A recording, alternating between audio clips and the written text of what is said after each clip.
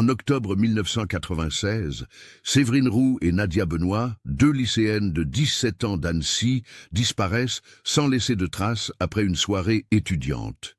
Pendant 25 ans, leurs familles vivent dans l'incertitude la plus totale. Puis, en mars 2021, lors de travaux de rénovation dans la cave familiale des Roux, une découverte bouleversante change tout. Une clé mystérieuse, soigneusement dissimulée dans une bouteille de vin millésimée, va enfin révéler la vérité sur ce qui s'est réellement passé cette nuit d'octobre.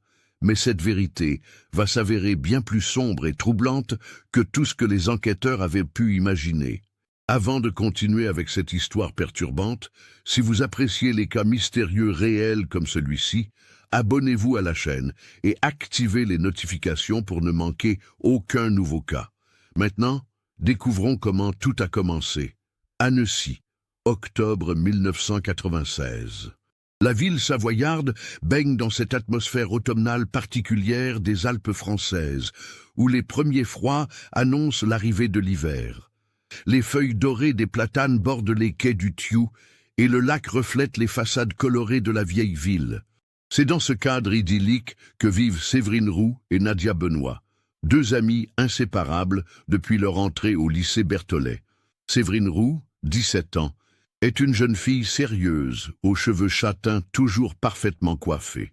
Fille de Marc Roux, propriétaire d'une petite exploitation viticole dans les coteaux de Seyssel, elle a hérité du caractère déterminé de son père. Sa mère, Isabelle, institutrice à l'école primaire du centre-ville, a transmis à sa fille aînée une passion pour les études et une rigueur qui impressionne ses professeurs. Séverine rêve d'intégrer Sciences Po Paris après son baccalauréat, un objectif qu'elle poursuit avec une détermination remarquable. Nadia Benoît présente un tempérament plus extraverti.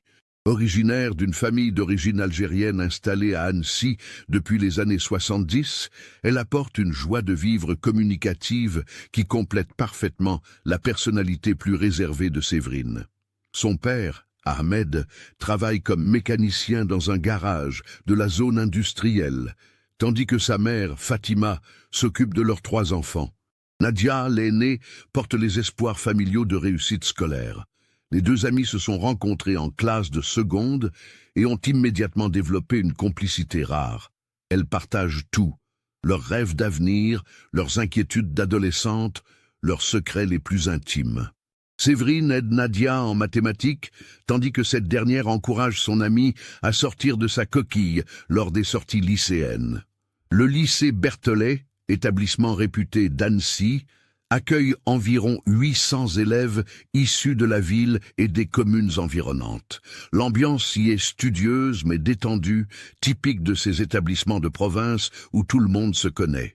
Les professeurs, pour la plupart installés depuis de nombreuses années, entretiennent des relations de proximité avec leurs élèves. Parmi eux, M. Alain Mercier enseigne l'histoire-géographie depuis 15 ans. Âgé de 45 ans, cet homme de taille moyenne aux cheveux grisonnants jouit d'une excellente réputation auprès de l'administration et des parents d'élèves. Marié, père de 2 enfants scolarisés dans un établissement privé de la région, il habite une maison cossue du quartier résidentiel des Marquisats, face au lac. Ses cours passionnants et sa disponibilité pour aider les élèves en difficulté lui valent la sympathie générale. Séverine excelle particulièrement en histoire, matière où elle obtient régulièrement les meilleures notes de sa classe.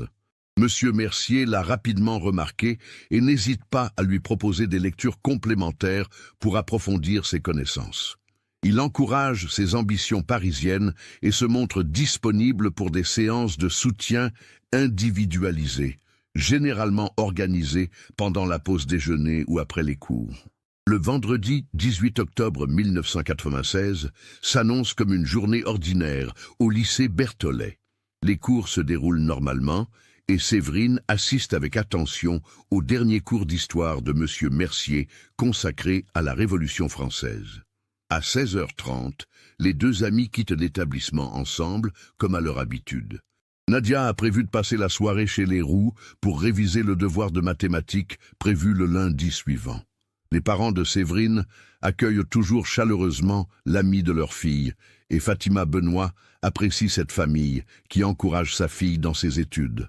Vers 19 heures, alors qu'elles terminent leur révision dans la chambre de Séverine, cette dernière reçoit un appel téléphonique sur le poste fixe de la maison. Sa mère, Isabelle, qui prépare le dîner en bas, entend sa fille répondre, mais ne prête pas attention à la conversation.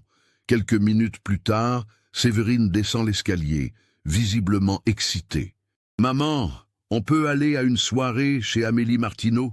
Ses parents organisent un anniversaire pour son frère qui rentre de son service militaire. Il y a plusieurs élèves de terminale qui seront là. » Isabelle Roux connaît bien la famille Martineau, des viticulteurs respectés de la région. Amélie, en classe de première littéraire, est une élève sérieuse que Séverine côtoie occasionnellement. L'idée d'une soirée familiale rassure la mère de famille. « D'accord, mais vous rentrez avant minuit, papa viendra vous chercher à 23h30. » Les deux amis montent rapidement se préparer. Séverine choisit un jean noir et un pull en cachemire beige, tandis que Nadia opte pour une robe en velours bordeaux qu'elle a empruntée à sa sœur cadette. Elle se maquille légèrement, dans ce style naturel qui caractérise les adolescentes des années 90. À 20h15 précise, Marc Roux dépose les deux jeunes filles devant la propriété des Martineau, située dans le hameau de Chavoire, à quelques kilomètres d'Annecy. La maison, une bâtisse savoyarde traditionnelle entourée de vignes, est illuminée et résonne de musique et de rire. Une dizaine de voitures sont garées dans la cour pavée. « N'oubliez pas, je reviens vous chercher à 23h30. Soyez ponctuels », rappelle Marc avant de repartir. Les deux amis pénètrent dans la propriété, accueillis par Amélie qui les présente aux autres invités. L'ambiance est détendue et conviviale. Outre les membres de la famille Martineau, une vingtaine de jeunes sont présents, principalement des élèves de première et terminale du lycée Berthollet, accompagnés de quelques amis des communes voisines. Selon les témoignages recueillis ultérieurement, Séverine et Nadia semblent détendues durant les premières heures de la soirée. Elles discutent avec leurs camarades, dansent sur les tubes de l'époque, Céline Dion, Patrick Bruel, Jean-Jacques Goldman, et goûtent modérément au vin de la propriété. Vers 22 heures, plusieurs invités remarquent que Séverine semble recevoir un appel sur son téléphone portable, un Motorola StarTAC qu'elle vient de recevoir pour ses 17 ans. C'est encore un objet rare et prestigieux à l'époque que peu d'adolescents possèdent. Après cette conversation téléphonique qui dure quelques minutes, son comportement change visiblement. Amélie Martineau se souvient « Séverine est revenue vers nous après son appel. Elle avait l'air préoccupée. Elle a dit à Nadia qu'elle devait partir plus tôt que prévu. Nadia n'avait pas l'air de comprendre, mais elle a suivi son amie sans discuter. À 22h45, soit 45 minutes avant l'heure convenue avec Marc Roux, les deux jeunes filles quittent la soirée. Plusieurs témoins les voient marcher vers la route départementale, en direction du centre-ville d'Annecy. C'est la dernière fois qu'elles sont aperçues vivantes. À 23h30 précise, Marc Roux arrive devant la propriété Martineau. Amélie l'informe que les deux amis sont partis environ 1 heure plus tôt. Inquiet mais pas encore alarmé, il suppose qu'elles ont trouvé un autre moyen de transport pour rentrer. Il fait le tour des routes principales, mais ne les aperçoit nulle part. De retour chez lui, vers minuit 15, Marc trouve sa femme qui l'attend anxieusement. Séverine n'est pas rentrée et aucun appel téléphonique n'a permis d'expliquer son absence. Les Roux contactent immédiatement la famille Benoît, mais Nadia n'est pas rentrée non plus. À 1h du matin, les deux familles prennent la décision de contacter la gendarmerie d'Annecy. Le brigadier de permanence, bien que conscient que les fugues d'adolescents soient courantes le week-end, note scrupuleusement leur déposition. L'absence simultanée des deux amies, réputées sérieuses et responsables, attire son attention. L'enquête officielle débute dès le samedi matin sous la direction du capitaine Laurent Girard, officier expérimenté de la brigade de recherche d'Annecy. Les premières vérifications confirment que Séverine et Nadia ont bien quitté la soirée des Martineau vers 22h45, mais aucun témoin ne les a vus après leur départ de la propriété. Les enquêteurs interrogent méthodiquement tous les participants à la soirée. Les témoignages convergent. Les deux amies semblaient normales jusqu'à ce mystérieux appel téléphonique reçu par Séverine. Malheureusement, Les technologies de l'époque ne permettent pas de retrouver facilement l'historique des appels sur les téléphones portables, surtout quand l'appareil a disparu avec sa propriétaire. Les recherches s'organisent rapidement. Les pompiers d'Annecy, assistés par des bénévoles et des membres des deux familles, fouillent systématiquement les environs de Chavoire. Les berges du lac d'Annecy, les forêts environnantes, les anciennes carrières abandonnées de la région sont passées au peigne fin. Des plongeurs explorent les parties les plus profondes du lac sans résultat. L'hypothèse d'un accident de la route est également explorée. Les gendarmes vérifient tous les hôpitaux de la région, contactent leurs collègues des départements voisins, mais aucune jeune fille correspondant au signalement n'a été admise dans un service d'urgence. Progressivement, l'enquête s'oriente vers d'autres pistes. Les antécédents des deux familles sont vérifiés, sans révéler quoi que ce soit de suspect. Les petits amis potentiels, les camarades de classe, les professeurs sont interrogés. Chacun dresse le même portrait. Deux élèves studieuses, sans histoire, issues de familles stables et aimantes. Séverine avait-elle des problèmes personnels? Ses parents ne décèlent aucun signe de mal-être. Ses notes restent excellentes. Elle parle toujours avec enthousiasme de ses projets d'études supérieures. Nadia, de même, ne présente aucun comportement alarmant dans les semaines précédant sa disparition. L'hypothèse d'une fugue volontaire est écartée après vérification de leurs comptes bancaires respectifs. Ni l'une ni l'autre n'a effectué de retrait important dans les jours précédant leur disparition. Leurs affaires personnelles, vêtements, objets de valeur, produits de maquillage, sont restés dans leurs chambres respectives. Au fil des semaines, puis des mois, l'enquête piétine. Les médias locaux relaient l'affaire, des avis de recherche sont diffusés dans toute la région Rhône-Alpes. Quelques témoignages parviennent aux enquêteurs. Une automobiliste croit avoir aperçu deux jeunes filles sur la route de Sénaude vers 23 heures. Un habitant de Crangevrier pense les avoir vues près de la gare, mais aucune de ces pistes ne débouche sur du concret. Noël 1996 s'avère particulièrement douloureux pour les deux familles. Les Roux maintiennent les traditions pour leur fille cadette Julie, âgée de 14 ans, mais l'absence de Séverine transforme les festivités en épreuve. Marc Roux, habituellement jovial et expansif, devient taciturne. Il passe des heures dans ses vignes, même en plein hiver, comme si le travail physique pouvait atténuer sa douleur. Isabelle Roux traverse une période de dépression sévère. Cette femme énergique, qui enseignait avec passion, peine à retrouver sa motivation professionnelle. Elle prend un congé maladie de plusieurs mois, incapable de faire face aux regards compatissants de ses collègues et aux questions innocentes des enfants sur l'absence de Séverine. Chez les Benoît, la douleur prend d'autres formes. Ahmed se plonge dans un activisme désespéré, multipliant les initiatives pour maintenir l'affaire dans l'actualité locale. Il organise des battues bénévoles, distribue des tracts, sollicite tous les médias régionaux. Fatima, plus discrète, trouve refuge dans la prière et le soutien des femmes de sa communauté. Les deux familles, qui entretenaient des relations cordiales sans être particulièrement proches, se rapprochent dans l'épreuve. Elles se retrouvent régulièrement pour faire le point sur l'enquête, s'entraider moralement, perpétuer la mémoire de leur fille disparue. 1997 passe sans nouvel développement significatif. Les enquêteurs explorent de nouvelles pistes. Réseaux de prostitution, sectes, trafic en tout genre.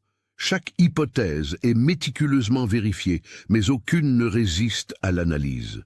Séverine et Nadia ne correspondent pas aux profils habituels des victimes de ces réseaux. L'année 1998 marque un tournant psychologique pour les proches. Après 18 mois de recherches intensives, il faut se rendre à l'évidence. Les deux amis ont probablement trouvé la mort peu après leur disparition. Cette réalité, que chacun refusait d'envisager, s'impose progressivement comme la seule explication plausible. Julie Roux, la sœur cadette de Séverine, grandit dans l'ombre de cette tragédie familiale.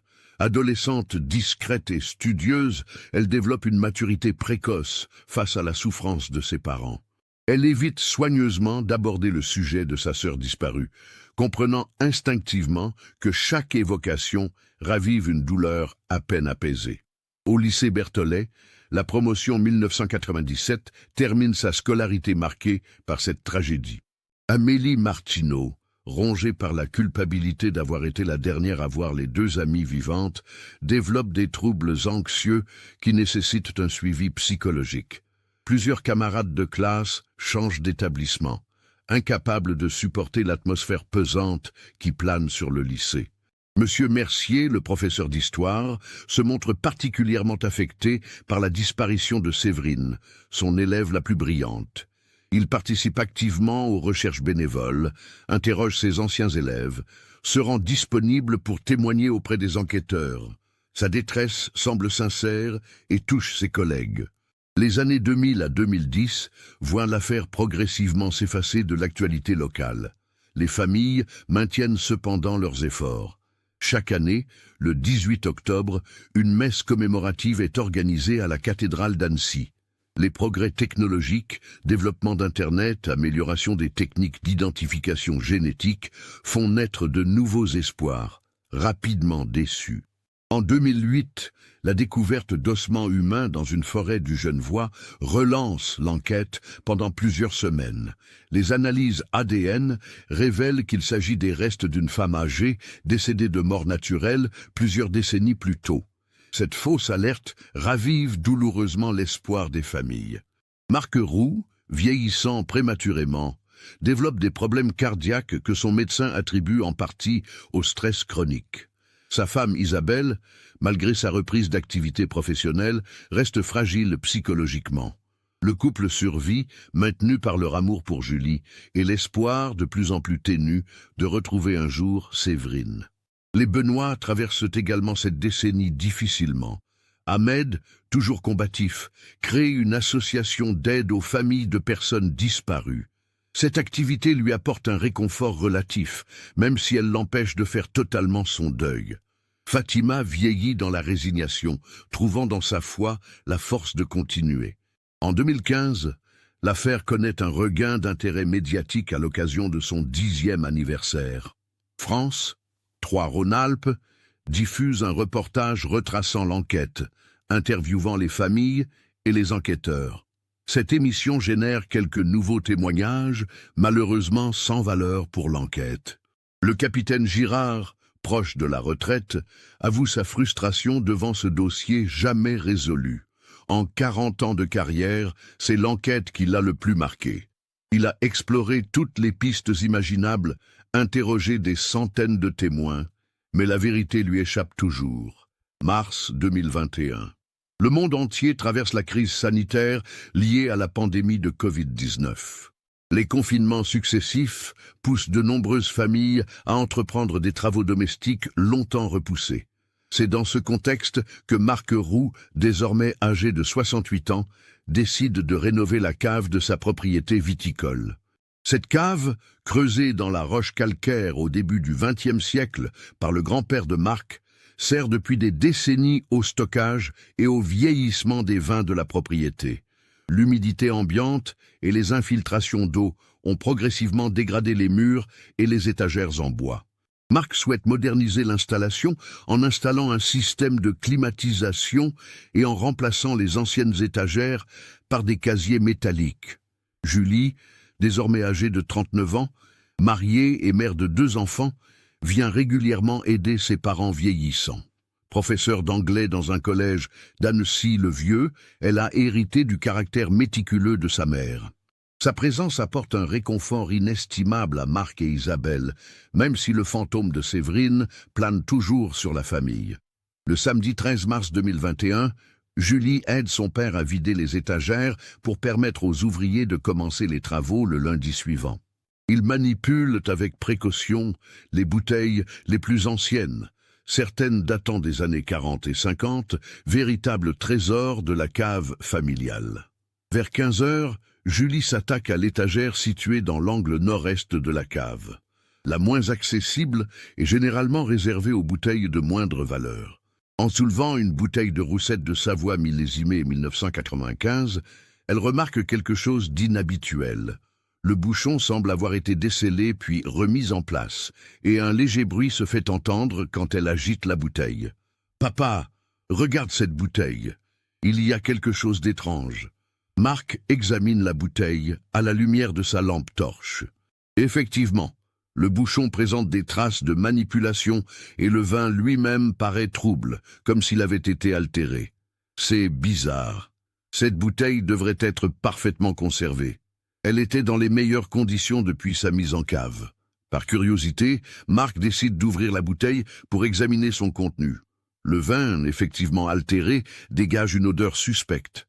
Mais ce qui attire immédiatement l'attention, c'est la présence d'un objet métallique au fond de la bouteille.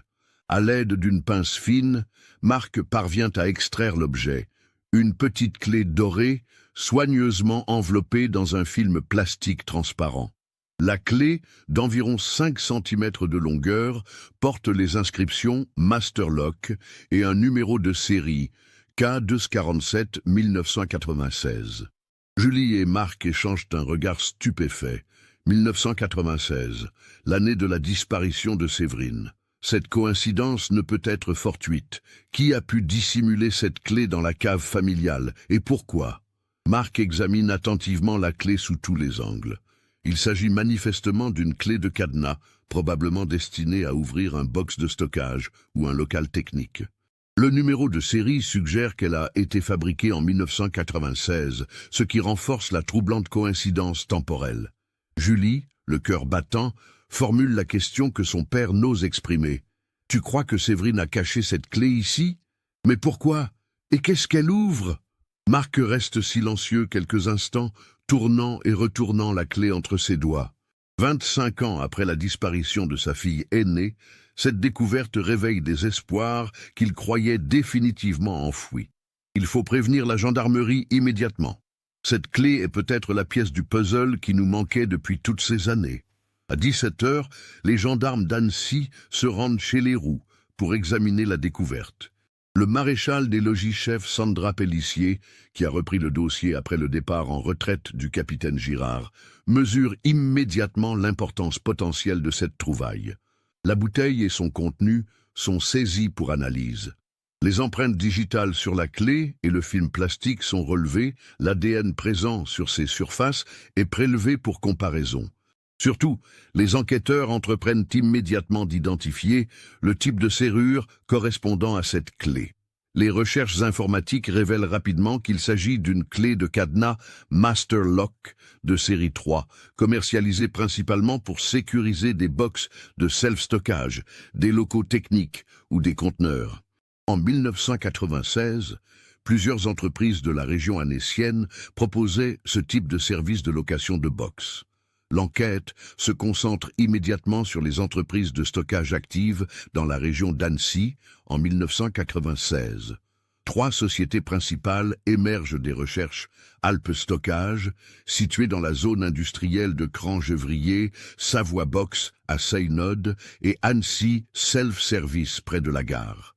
Le lundi 15 mars, les enquêteurs se rendent successivement dans ces 3 établissements. Alpes Stockage et Savoie Box ont malheureusement détruit leurs archives antérieures à 2005, conformément aux obligations légales de conservation. Seul Annecy Self-Service, racheté en 2010 par un groupe national, a conservé les dossiers clients des années 90. Madame Sylvie Gauthier, la responsable administrative, accueille les gendarmes avec empressement. Elle se souvient parfaitement de l'époque où elle était simple employée de cette petite entreprise familiale. En 1996, nous avions une 50aine de box en location. Notre clientèle était principalement constituée de particuliers qui stockaient des meubles lors de déménagements ou de petites entreprises qui avaient besoin d'espace supplémentaires. L'examen des registres de location révèle qu'un box numéro 247, correspondant exactement au numéro gravé sur la clé, a été loué le 16 octobre 1996, soit 2 jours avant la disparition des 2 amis. Le contrat de location établi pour une durée d'1 an était au nom de Séverine Roux. Cette révélation bouleverse les enquêteurs. Comment une lycéenne de 17 ans avait-elle pu louer un box de stockage? Et surtout, dans quel but? L'examen du dossier apporte des éclaircissements troublants. Le contrat de location a été signé par Séverine en personne, qui s'est présentée avec une carte d'identité et un justificatif de domicile. Elle a payé la caution et le premier loyer en espèces, soit un total de 800 francs, une somme considérable pour une adolescente de l'époque. Madame Gauthier se souvient vaguement de cette jeune cliente. C'était inhabituel qu'une si jeune fille loue un box toute seule.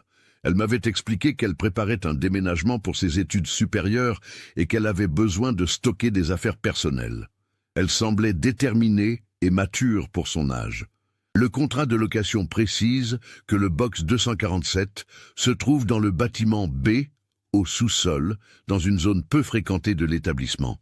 Après la disparition de Séverine, les loyers mensuels n'ayant plus été payés, l'entreprise a procédé à l'ouverture du box en novembre 1997, conformément à ses conditions générales. Nous avons trouvé le box vide à l'époque, précise Madame Gauthier. Enfin, pas complètement vide. Il y avait quelques objets sans valeur que nous avons jetés après les délais légaux. De vieux classeurs, des magazines, des vêtements usagés. Rien qui méritait d'être conservé. Cette information déçoit momentanément les enquêteurs, mais le maréchal des logis-chefs Pélissier souhaite néanmoins examiner le box en question. Peut-être subsiste-t-il des indices que les employés de l'époque n'ont pas remarqués. Le box 247 est actuellement loué à un retraité qui y stocke des meubles de jardin. Moyennant dédommagement, l'entreprise accepte de le déplacer temporairement pour permettre aux enquêteurs de procéder à un examen approfondi. Le mardi 16 mars, une équipe de la police scientifique de Lyon se rend sur place pour analyser minutieusement le box. L'espace, d'environ 8 mètres carrés, ne présente aucune particularité apparente. Les murs en béton brut, le sol carrelé et la porte métallique semblent parfaitement ordinaires. Cependant, l'examen à la lampe UV révèle des traces suspectes dans l'angle arrière gauche du box. Des taches brunâtres, probablement anciennes, sont visibles sur le carrelage et la partie basse du mur. Les prélèvements effectués pour analyse révéleront ultérieurement qu'il s'agit bien de sang humain. Plus troublant encore, les enquêteurs découvrent une latte de parquet légèrement descellée près de l'angle où les traces de sang ont été détectées. En soulevant cette latte, ils mettent au jour une cavité artificielle contenant un sac plastique soigneusement emballé. Le contenu de ce sac va bouleverser l'enquête. Il contient un petit carnet à spirale aux pages jaunies, quelques photographies et plusieurs objets personnels ayant appartenu aux deux amis. Une barrette à cheveux de Séverine, un bracelet en argent de Nadia et leur carte d'identité. Mais c'est le carnet qui révèle la vérité la plus troublante. Écrit de la main de Séverine, avec l'écriture soignée que ses parents reconnaissent immédiatement, il constitue une sorte de journal secret des dernières semaines de sa vie. Les premières pages, datées de septembre 1996, évoquent des préoccupations d'adolescente, notes scolaires, projets d'avenir, relations amicales. Puis, progressivement, le ton change. À partir du 25 septembre, Séverine fait référence à une situation compliquée qu'elle doit gérer avec Nadia. L'entrée du 2 octobre est particulièrement révélatrice. Monsieur Mercier nous a encore demandé de rester après le cours. Il dit que c'est pour nous aider avec nos dossiers d'orientation, mais ces questions deviennent bizarres. Il veut savoir si on a des petits amis, si on sort le soir, ce qu'on fait de nos week-ends. Nadia trouve ça louche aussi. Les pages suivantes dressent le portrait progressif d'un professeur qui dépasse les limites de sa fonction. Séverine décrit comment Monsieur Mercier multiplie les prétextes pour les retenir seuls après les cours, comment il trouve des excuses pour les toucher, une main sur l'épaule, un contact prolongé en rendant les copies. L'entrée du 8 octobre révèle l'escalade. Aujourd'hui, il est allé trop loin. Pendant la séance de soutien, il a sorti son appareil photo et il a dit qu'il voulait prendre des photos de nous pour immortaliser nos années lycée. On a refusé, mais il a insisté. Il a dit que si on ne coopérait pas, nos notes d'histoire pourraient en souffrir. J'ai peur de ce qu'il mijote. Le 12 octobre, l'entrée est plus longue et désespérée. Il a réussi à nous piéger. Il nous a dit qu'il organisait une séance photo artistique dans sa salle de classe après les cours, pour constituer un portfolio qui nous aiderait pour nos candidatures en fac. Nadia et moi, on y est allés naïvement. Au début, c'était normal. Il nous prenait en photo devant le tableau avec nos livres. Puis, il a commencé à nous demander de défaire nos chemisiers, d'adopter des poses. Il a dit que c'était pour montrer notre personnalité. On s'est senti mal à l'aise, mais on n'osait pas refuser.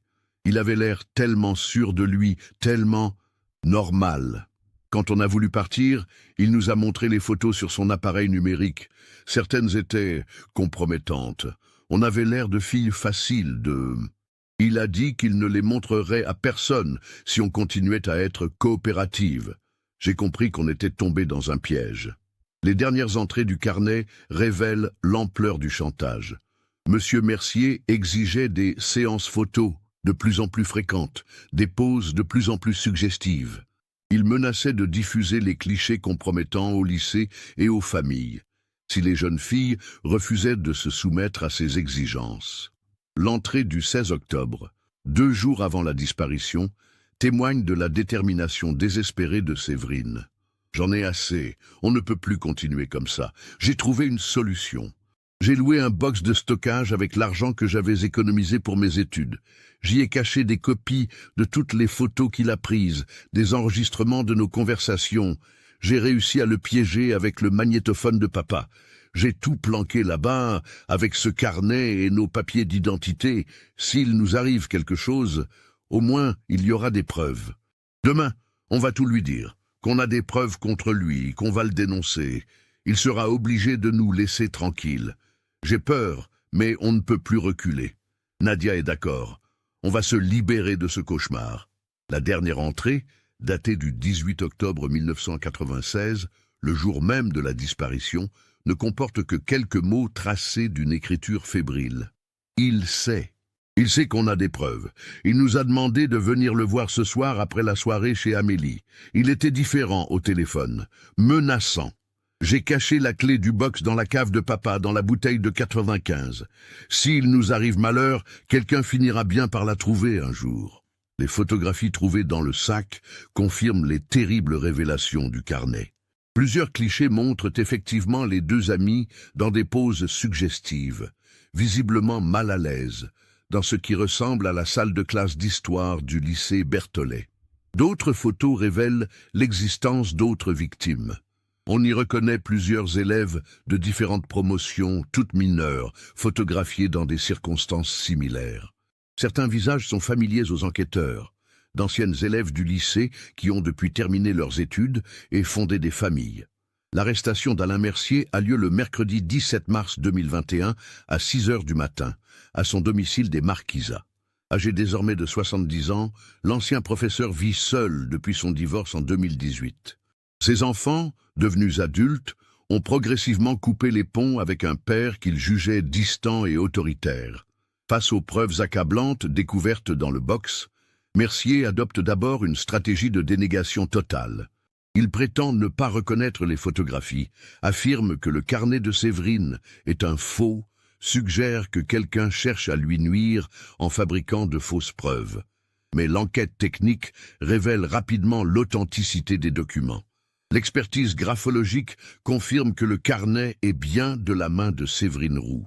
Plus accablant encore, l'analyse numérique des photographies révèle qu'elles ont été prises avec un appareil Kodak DC40, un modèle commercialisé en 1995 et possédé par Mercier à l'époque, selon les témoignages de ses anciens collègues. La perquisition de son domicile révèle d'autres éléments troublants. Dans son bureau personnel, les enquêteurs découvrent plusieurs classeurs contenant des photos de classe de toutes ses promotions depuis 1981, mais aussi des clichés plus personnels de certaines élèves, pris apparemment à leur insu. Dans la cour du lycée, à la sortie des vestiaires de sport, lors de sorties scolaires. Plus troublant encore, un carnet personnel tenu par Mercier détaille ses favorites parmi ses élèves, avec des commentaires déplacés sur leur physique et leur personnalité. Les noms de Séverine et Nadia y figurent en bonne place, accompagnés de notes révélatrices. S, très mature pour son âge, excellente candidate pour projet photo. N, plus réservée mais influençable par son ami. Face à l'accumulation de preuves, Mercier finit par craquer lors du 3e interrogatoire, le vendredi 19 mars. Sa version des faits, débitée d'une voix monocorde, glace d'effroi les enquêteurs. Tout a commencé innocemment. J'aimais photographier mes élèves, c'était ma passion. Au début, c'était juste des photos de classe, des souvenirs. Puis j'ai commencé à m'intéresser davantage à certaines filles, celles qui se détachaient du lot par leur beauté ou leur intelligence. Séverine était exceptionnelle, brillante, ambitieuse, mais aussi très naïve. Elle me faisait confiance aveuglément. Quand j'ai commencé à lui proposer des séances photo artistiques, elle a accepté sans méfiance. Nadia a suivi, comme toujours. Les choses ont évolué progressivement. Les poses devenaient plus suggestives. Elles étaient gênées, mais elles n'osaient pas refuser. J'étais leur professeur, j'avais de l'autorité sur elles. Et puis, il y avait leurs notes, leurs dossiers d'orientation. Elles avaient peur que je leur nuise si elles ne coopéraient pas. L'interrogatoire révèle l'existence de nombreuses autres victimes sur une période de plus de 15 ans. Mercier reconnaît avoir utilisé les mêmes méthodes avec des dizaines d'élèves, toujours des filles mineures, toujours des élèves brillantes qui lui faisaient confiance. Concernant les événements du 18 octobre 1996, sa confession est glaçante de froideur. Ce jour-là, j'ai reçu un appel de Séverine. Elle m'a dit qu'elle et Nadia avaient des preuves contre moi, qu'elles allaient tout révéler si je ne les laissais pas tranquilles. J'ai paniqué. Ma carrière, ma réputation, ma famille, tout allait s'effondrer. Je leur ai donné rendez-vous près de l'ancien hangar à bateau du lac, celui qui était abandonné depuis des années. Je leur ai dit qu'on allait discuter calmement, trouver un arrangement. Elles sont venues, naïvement. Elles croyaient encore pouvoir négocier avec moi.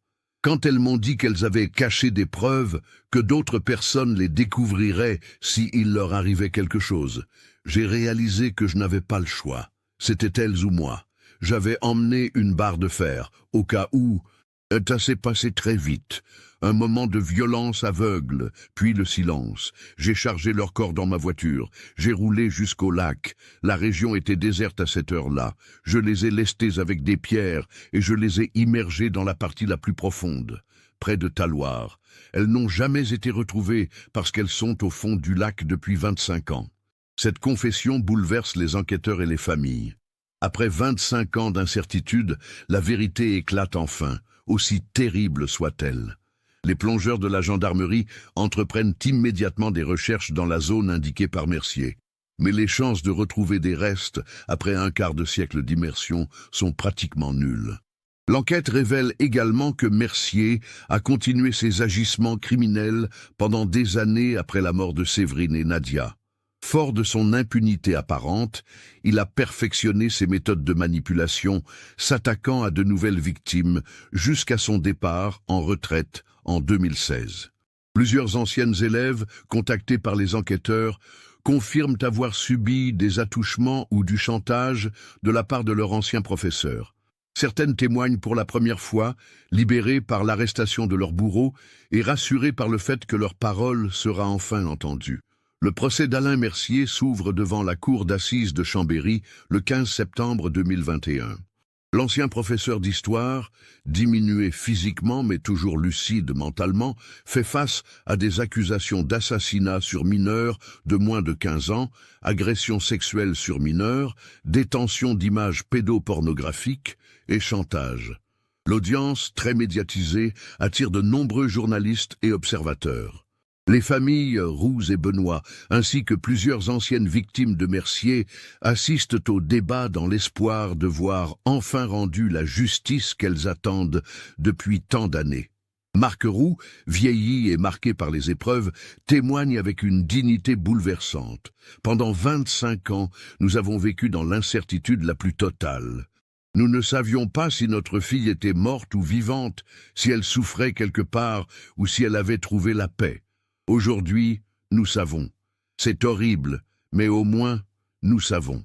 Ce qui me révolte le plus, c'est que cet homme a continué à enseigner, à côtoyer des adolescentes, pendant des années après avoir tué ma fille. Combien d'autres victimes auraient pu être épargnées si la vérité avait éclaté plus tôt? Isabelle Roux, qui a longtemps refusé de s'exprimer publiquement, livre un témoignage poignant. Séverine avait 17 ans. Elle avait toute la vie devant elle. Elle rêvait de faire de grandes études, de découvrir le monde, de fonder une famille. Cet homme lui a tout volé. Il nous a volé notre fille, nos petits-enfants que nous n'aurons jamais. Tous ces moments de bonheur familial qui nous ont été arrachés. Ahmed et Fatima Benoît témoignent également, évoquant leur fille Nadia avec une émotion contenue. Nadia était notre fierté, notre espoir. Elle travaillait si dur pour réussir ses études, pour nous rendre fiers. Elle faisait confiance à ses professeurs, comme nous le lui avions enseigné. Cette confiance a causé sa perte. Julie Roux, désormais âgée de 40 ans, prend la parole au nom de sa génération. J'avais 14 ans quand ma sœur a disparu. J'ai grandi dans l'ombre de cette tragédie, en voyant mes parents se consumer de chagrin. Aujourd'hui, je pense à mes propres enfants, qui ont l'âge qu'avait Séverine. L'idée qu'un prédateur puisse se cacher derrière l'autorité d'un professeur me terrifie. L'expertise psychiatrique de Mercier révèle un profil de prédateur sexuel manipulateur, parfaitement conscient de ses actes et de leur gravité. Les psychiatres écartent toute pathologie mentale, susceptible d'atténuer sa responsabilité pénale. Plusieurs anciennes élèves de Mercier témoignent courageusement lors du procès. Leurs récits convergent tous vers le même schéma. Un professeur apparemment bienveillant qui profitait de son autorité pour abuser de la confiance de jeunes filles vulnérables. Amélie Martineau, désormais âgée de 42 ans et mère de famille, évoque sa culpabilité de survivante. « J'étais la dernière à les avoir vues vivantes. Pendant des années, je me suis demandé si j'aurais pu faire quelque chose pour les sauver.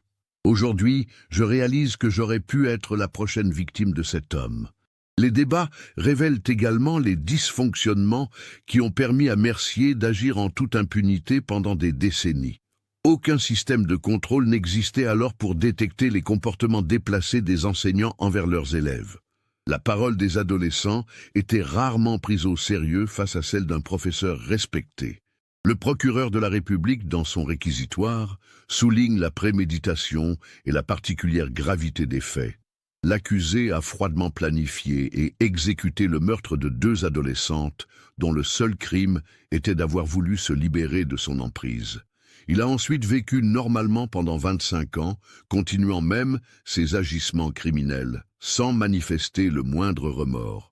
Et ces jeunes filles avaient montré un courage exemplaire en décidant de le dénoncer. Elles avaient même eu l'intelligence de constituer des preuves contre leurs bourreaux. Malheureusement, elles n'ont pas eu le temps de mener leur combat jusqu'au bout. C'est à nous, aujourd'hui, de leur rendre justice. L'avocat de Mercier tente une défense désespérée, évoquant l'âge avancé de son client et ses problèmes de santé. Mais face à l'accumulation de preuves et à la gravité des faits, ses arguments peinent à convaincre. Après 3 jours de débats intenses, le jury se retire pour délibérer. Les familles vivent ces heures d'attente dans l'angoisse, redoutant qu'un vice de procédure ou une faille juridique permette à Mercier d'échapper à ses responsabilités. Le verdict tombe le 18 septembre 2021, exactement 25 ans après la disparition de Séverine et Nadia.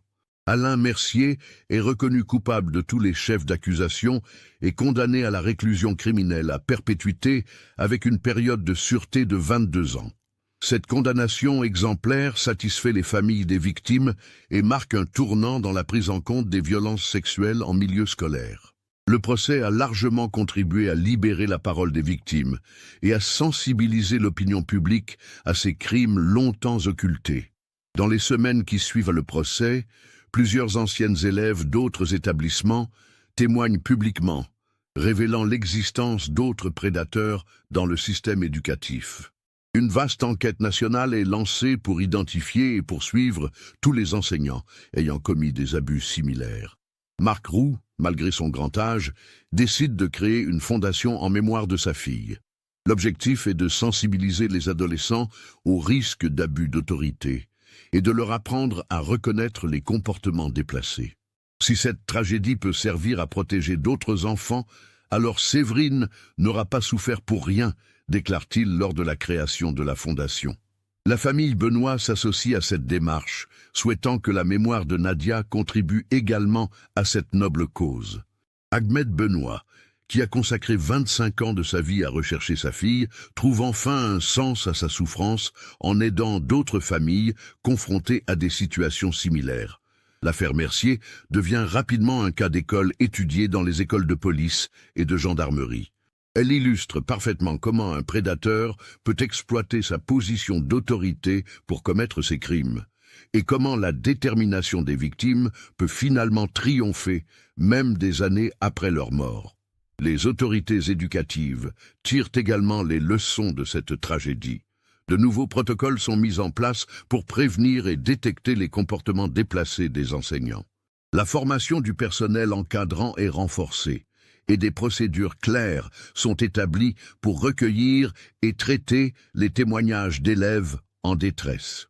Ce cas nous montre comment le courage de deux adolescentes face à un prédateur a finalement permis de rendre justice, même 25 ans après leur mort. Séverine Roux avait eu l'intelligence et la détermination de préparer un plan pour révéler la vérité, sachant qu'elle risquait sa vie en s'opposant à son bourreau. Sa clé, cachée dans la cave familiale, était un message d'espoir lancé vers l'avenir. Un ultime acte de bravoure qui a permis d'identifier un prédateur et de libérer la parole de ses nombreuses victimes. Cette histoire nous rappelle également l'importance de prendre au sérieux la parole des adolescents et de rester vigilants face aux abus d'autorité. Combien d'autres Séverine et Nadia auraient pu être sauvées si les signaux d'alarme avaient été mieux détectés et pris en compte? Qu'est-ce que vous pensez de cette histoire? Aviez-vous perçu les indices qui menaient vers la vérité? Partagez vos réflexions dans les commentaires. Si vous avez apprécié cette enquête approfondie, n'oubliez pas de vous abonner à la chaîne et d'activer les notifications. Laissez un like si cette histoire vous a marqué et partagez-la avec quelqu'un qui s'intéresse également à ce type d'affaires. Ensemble, nous pouvons contribuer à sensibiliser le public à ces questions cruciales et à protéger les générations futures.